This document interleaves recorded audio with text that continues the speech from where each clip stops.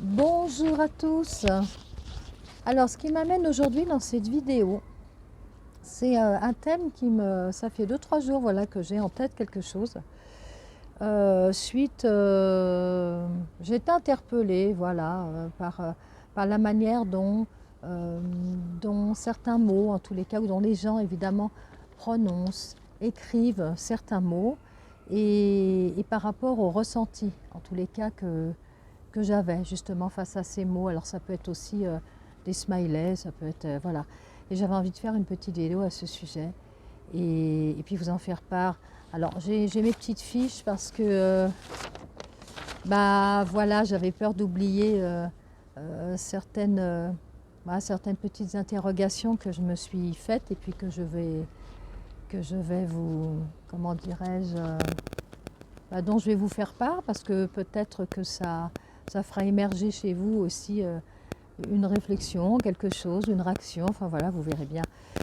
En fait, je m'interroge et je vous entraîne, allez, venez avec moi, on va s'interroger sur l'utilisation des mots, sur leur puissance, et comme je l'ai écrit, hein, bien au-delà de leur étymologie, et ceux qui me viennent en tête surtout en ce moment et par rapport à cette vidéo, parce qu'il y en a plusieurs qui m'ont vraiment interpellée, c'est un petit peu ceux qui sont très utilisés ces dernières années, depuis que cet engouement, cette aspiration, on va dire, pour la spiritualité est en place et pour l'autre dimension de l'humain aussi.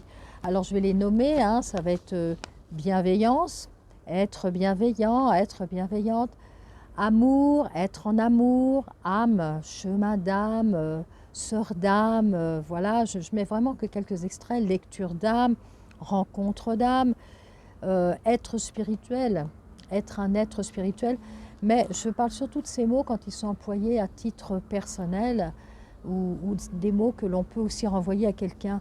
Et j'ai envie de vous dire, et puis de vous poser la question, peut-être que vous pouvez aussi vous la poser vous-même, est-ce qu'ils sont toujours employés à bon escient? Voilà. Est-ce qu'on les emploie toujours à bon escient? Au bon endroit, au bon moment? Est-ce que quand vous les écrivez ou quand vous les dites, de quelle manière vous le faites, vous les prononcez? Alors j'ai pris ces mots-là parce que ces mots, ils ont vraiment une connotation forte, puissante en positivité, hein, énergétiquement parlant. Mais évidemment, la langue française est si riche que on ne va pas réduire les mots seulement qu'aux mots dont je viens de parler. Évidemment, c'est pour tous les mots qu'on prononce, qu'on écrit. Moi, c'est ceux-ci qui me sont venus en tête parce que c'est ceux-ci qui sont beaucoup utilisés depuis un petit moment et qu'on voit écrits partout et qu'on voit repris à toutes les sauces. Et ce que je trouvais important, c'était comment vous les écrivez. Voilà, dans quel état d'âme vous êtes et dans quel état d'esprit vous êtes quand vous les écrivez ou quand vous les dites. C'est juste que, est-ce que ce ne sont pas juste des mots qu'on envoie? Qu'est-ce que ça déclenche pour vous? Qu'est-ce qui vous semble juste? Est-ce qu'il vous semble bien choisi? Voilà.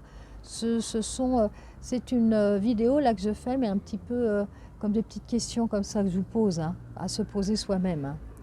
Alors, après, ça vaut ce que ça vaut, évidemment, parce que c'est mon humble avis. Moi, il me semble essentiel de se recentrer et de se connecter aux énergies du cœur. Voilà, comment on le fait? Eh bien, en laissant le calme entrer en vous. Vous pouvez me sourire, hein, intérieurement comme extérieurement. Vous pouvez faire vibrer comme ça votre cœur, être vraiment dans le cœur. Alors, ce qui peut vous aider, j'avais écrit aussi, c'est par exemple imaginer, ou même pas imaginer, peut-être de revivre, de visualiser un moment, un très beau moment que vous avez vécu avec un enfant, avec un proche, avec quelqu'un que vous aimez, avec un compagnon, une compagne de vie, quelque chose vraiment de très beau, où vous avez senti cette vague d'amour comme ça, vous porter, vous bercer, et d'essayer de se remémorer ce moment, de le revivre dans sa peau, de le revivre dans sa chair, et juste de retenir ce moment-là comme quelque chose d'unique et de le garder en soi, en sa mémoire. juste la sensation que ça vous a procuré. Pas forcément la scène, mais la sensation. Mémoriser la sensation, voilà. Et de vous imprégner de cette sensation, de ce ressenti, de cette émotion, de la garder en mémoire et de créer ainsi une espèce de connexion automatique. C'est-à-dire quand j'écris certains mots, notamment et surtout ceux dont je viens de parler, mais plein d'autres, mais surtout quand ce sont des mots de positivité, et même particulièrement quand ce sont des mots positifs, déclencheurs d'empathie, d'amour, d'essayer de les dire en étant dans cet état presque, enfin l'état de grâce, on ne va peut-être pas aller jusque-là, mais dans un état voilà, de calme, mais vraiment de bienveillance, mais pas de bienveillance, comment dirais-je, je cherche mon terme, qu'il faut avoir, non, quelque chose qu'on a envie, dans lequel on a envie d'être. Voilà. Parce qu'il faut bien savoir qu'utiliser les mots, c'est pas n'importe quoi, c'est important en fait. On n'utilise pas les mots de n'importe quelle manière. Voilà, c'est ça que je voulais dire, puisque les mots qu'on prononce, qu'on dit, qu'on envoie, ils vont être reçus. Alors certes, il appartient à la personne qui les reçoit d'en faire ce qu'elle a à en faire, bien sûr. Mais quand même, quoi. Si on peut éviter d'envoyer des mots d'une mauvaise manière, ou voire même de très très jolis mots comme ça, mais envoyés d'une manière, on va dire, comment, parce que c'est la mode, parce que c'est dans l'air du temps, parce que ça fait bien de faire comme ça, c'est dommage. C'est franchement dommage. Et j'ai envie de dire, quand vous avez envie d'utiliser ces mots-là, essayez de prendre conscience qu'il y a d'avoir le pouvoir, on a un pouvoir, le pouvoir de l'intention est là, et que ces mots s'imprégneront de ce pouvoir de l'intention que vous aurez. Et que au niveau vibratoire, ils seront reçus de la même manière que vous les avez envoyés, écrits ou dits. Ça, c'est très très important. Et je peux vous assurer que c'est vraiment comme ça que ça se passe. Même si ce n'est pas conscientisé en face, c'est vraiment comme ça que ça se passe. Vraiment comme ça que ça se passe.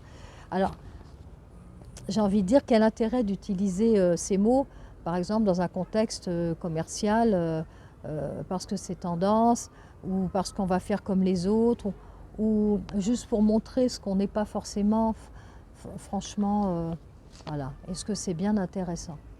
Ceux-là, parce que c'est ceux-là qui m'interpellent beaucoup en ce moment. Ça peut être d'autres, hein, mais là c'est ceux-là. Voilà, juste réfléchir que, personnellement, je les trouve tellement jolis, et tellement importants, et tellement intenses, et tellement denses aussi dans ce qu'ils renvoient, et précieux, que je trouve que leur utilisation, la manière de les diffuser, de les transmettre est hyper importante, quoi, vraiment hyper importante. Et j'avais mis aussi que les mots, voilà, ne vibrent pas seulement, hein, que par leur étymologie. Encore une fois, ne jamais oublier ça. Voilà. Alors, ceci est valable pour tous les mots, hein, ça je vous l'ai mis aussi. Et surtout, pensez aussi au destinataire. Voilà, le destinataire, comment il les reçoit. Même si, encore une fois, ça va être à lui de faire ce qu'il a à en faire. Mais bon, on va être sympa, on va essayer de lui envoyer quelque chose qui va pas le mettre à mal et qui va pas trop lui donner de boulot, quoi. Tant qu'à faire, ça serait sympa, hein. Écoutez, je crois que j'avais terminé, hein. Ouais, j'avais terminé. En tous les cas, oui, il y avait un autre petit point. Ça peut être aussi, voilà, pensez aussi aux gens qui sont hypersensibles, les vrais hypersensibles, hein, pas le mot, l'hypersensibilité comme ça, dont je fais partie. Il y a beaucoup de gens, hein, qui sont dans l'hypersensibilité, dans le vrai sens du terme, et il y en a sans doute plus qu'on ne pense, hein, des gens hypersensibles ou qui ne se sont pas encore identifiés comme ça. Ça peut être aussi sympa de penser à eux, et quand on leur envoie ou quand on a envie de communiquer avec eux, et d'être peut-être un peu plus attentif à ce qu'on envoie, et que si on envoie des choses qui sont belles, c'est parce qu'on les pense, voilà, c'est parce qu'on les vibre comme ça. Alors là, je ne vous dis pas le bonheur que vous allez renvoyer en face, surtout si c'est une personne hypersensible, même si elle ne l'est pas, évidemment. Et puis on peut imaginer l'inverse. Voilà. Ben, je vais terminer mon petit billet d'humeur aujourd'hui sur les mots, sur la signification des mots, sur ce que ça renvoie, sur les ressentis qu'on peut avoir sur ces mots-là. Hein, bienveillance, je vais essayer de les rappeler. Bienveillance, chemin d'âme, âme, spiritualité, amour. Voilà, tous ces mots qui sont très très employés en ce moment. Voilà, et bien écoutez, je vous laisse en faire ce que vous avez à en faire aussi, puisque là, moi, mes mots, je viens de vous les délivrer. Donc à vous d'en faire quelque chose, ou pas, comme vous voulez. N'hésitez pas à me laisser un commentaire, ben voilà, où est-ce que ça vous a emmené, est-ce que ça vous a fait réagir, est-ce que ça vous a... ça vous a transporté quelque part? Écoutez, voilà, je serais heureuse de lire votre commentaire sur le sujet. Voilà, merci beaucoup, à très vite.